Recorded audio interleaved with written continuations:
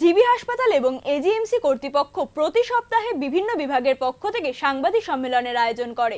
এই সম্মেলনে নির্দিষ্ট বিভাগের চিকিৎসা ব্যবস্থার সমকালীন অবস্থা সম্পর্কে বিভিন্ন তথ্য প্রদান করেন বিশেষজ্ঞরা। এই সপ্তাহেও তার ব্যতিক্রম হয়নি। বৃহস্পতিবার চেস্ট মেডিসিন বিভাগের চিকিৎসা পরিকাঠামোগত অবস্থান এবং উন্নতি সাধন পরিকল্পনা নিয়ে সাংবাদিকদের মুখোমুখি হন বিভাগীয় প্রধান ডাক্তার অঞ্জন দাস। এদিন তিনি জানান, হাসপাতালের পক্ষ থেকে রোগীদের উন্নত চিকিৎসা ব্যবস্থা প্রদানের তাগিদে বেশ কয়েকটি নয়া পদক্ষেপ গ্রহণ করা হয়েছে। তিনি উল্লেখ করেন যে গোটা ত্রিপুরার মধ্যে একমাত্র এজিএমসিতেই এই বিভাগ রয়েছে এবং এই বিভাগের কাছে বেশ কিছু প্রযুক্তি রয়েছে যা এখনো পর্যন্ত ত্রিপুরার অন্য কোথাও নেই। ফলে রোগীদের সর্বশ্রেষ্ঠ চিকিৎসা প্রদান করার জন্য তারা প্রতিনিয়ত চেষ্টা করে যাচ্ছে। পাশাপাশি তিনি বলেন, আগামী দিনে আরও উন্নত প্রযুক্তি এবং বিশেষজ্ঞদের মাধ্যমে রাজ্যবাসীকে উন্নততর চিকিৎসা ব্যবস্থা প্রদানের পরিকল্পনা করছেন হাসপাতাল কর্তৃপক্ষ। আমাদের যে ফ্যাসিলিটি আছে এখানে চেস্ট ওপিডি আছে। চেস্ট ওপিডি আমরা প্রতিদিন করি, মানে সপ্তাহে 6 দিনই করি, হলিডে বাদ দিয়ে। আর ওয়ার্ড আছে, ওয়ার্ডে আমাদের 30টা বেড আছে।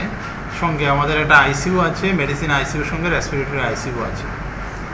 তা আমাদের আরও কয়েকটা সার্ভিস আছে যেটা আমরা সপ্তাহে 4 দিন দিই। স্পেশাল ক্লিনিক বলে, এটা 2টা থেকে শুরু হয়। একটা স্পেশাল ক্লিনিক হলো মঙ্গলবার, সেটাতে আমরা এজমা এনসিওপিডি, যাতে মানে সাধারণ বাংলায় ব্রঙ্কাইটিস বলে, ধূমপান করার পরে যেটা হয়, ওটাতে আমরা করি মঙ্গলবার দিন বিকাল 2টা থেকে 4টে। বুধবার দিন পালমোনারি রিহ্যাবিলিটেশন বলে, এটা একটা মানে যাদের ফুসফুসের অনেক সমস্যা আছে, শ্বাস প্রশ্বাস নিতে পারে না বা অন্যান্য সমস্যা আছে, তাদের বিভিন্ন রকমের একটা আছে, ফিজিওথেরাপি আছে, এটাতে ইনক্লুডেড ডায়েট আছে, অনেক কিছু ব্যাপার আছে। ওটা একটা স্পেশাল ক্লিনিক। তারপর বৃহস্পতিবার দিন আছে লাং ক্যান্সার এবং আইএলডি বলে একটা ডিজিজ আছে লাংসের। তারপর শুক্রবার দিন আছে হিমোক্রাইসিস, যে কাশির সঙ্গে রক্ত যায় যাদের, এবং সঙ্গে ব্রঙ্কোস্কোপি।